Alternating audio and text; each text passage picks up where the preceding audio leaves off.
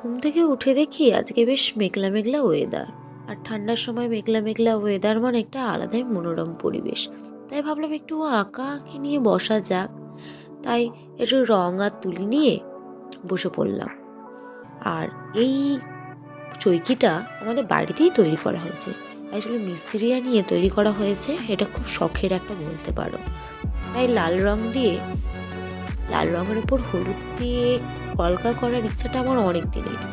তাই কোনো প্রাইমার না করে ডাইরেক্ট লাল রং দিয়ে একটা কোট সেরে নিয়ে, আর যেহেতু ওয়েদারটা খুবই খারাপ তাই ডায়ার দিয়ে শূন্য করতে হয়েছে। ডায়ার দিয়ে শূন্য করার পর হলুদ রং আর ট্রিপল জিরো তুলি। এবার আগে তো কোনো কলকা মাথায় আসে না, হাতে তুলিটা নিলে যেন মনে হয় একটা আলাদাই কলকার চলে আসে। যাই পারি হোক, যারা আঁকাআঁকি করো তারা হয়তো বুঝবে আমার ফিলিংসটা, আর কিছু বলার নেই। আর এক হাতে তুলি আর এক হাতে ফোন নিয়ে করাটা না খুবই চাপের, মানে যাচ্ছে তাই ব্যাপার। যেরকম এখানের পদ্ম ফুলটা দেখতে পাবে এই বাজেভাবে ঘেঁটে গেছে, কিন্তু কিছু করার নেই। ওই একটা ইচ্ছা যে একটু ভিডিও করব, একটু পোস্ট করব, এই আর ইচ্ছা। এই কারণে কেঁপে গেছে। কেউ তো তুলে দেওয়ার সেরকম ছিল না। আমার ভাই মানে তখন খেলতে গেছিলো বা স্কুলে গেছিলো, সকাল টাইমটা তো। এবার কলেজে আমার ছুটি থাকে, আমার ভাইয়ের তো ছুটি থাকে না, সেই জন্য আমার ভাই আর তুলে দিতে পারেনি। আর কিছুটা কলকা হয়ে গেছে, আর কিছুটা একটু একটু হয়তো বাকি আছে।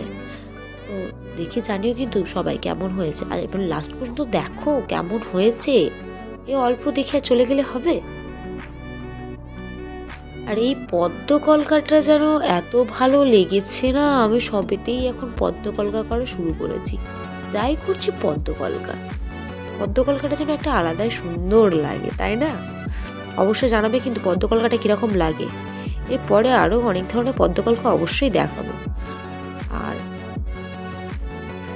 এই মাঝের এটাও আমি অফ ক্যামেরায় করে নিয়েছি, কারণ অন ক্যামেরায় আমার পক্ষে সম্ভব হয়নি। এতক্ষণ এক হাতে ফোন ধরে করে থাকা আমার পক্ষে সম্ভব হয়নি। অবশ্যই জানাবে সবাই যে কেমন কাজটা হয়েছে। জানি কিন্তু অবশ্যই কমেন্ট করবে, শুধু জানাবে মানে কি, কমেন্ট করবে, ঠিক আছে? আর কাজ পছন্দ হলে অবশ্যই একটা লাইক, আর প্রয়োজনে যদি পারো অর্ডারও দিতে পারো, আমি কাস্টমাইজ অ্যাভেলেবেল।